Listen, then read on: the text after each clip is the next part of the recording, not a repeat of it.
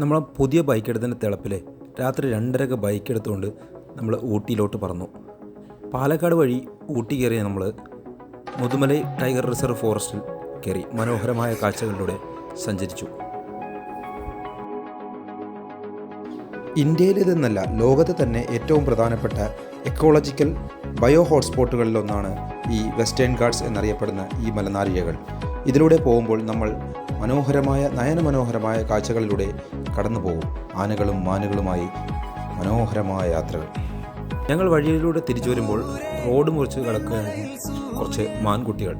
വളരെ മനോഹരമായ കാഴ്ചയായിരുന്നു. ഞങ്ങൾ യാത്ര തുടർന്നു. കുന്നും മലയും താണ്ടി മുന്നോട്ട് വളവുകളും തിരിവുകളും ഹെയർപിന്നുകളുമായി ഞങ്ങളുടെ യാത്ര. ഒടുവിൽ ഞങ്ങൾ ലക്ഷ്യസ്ഥാനത്തെത്തി.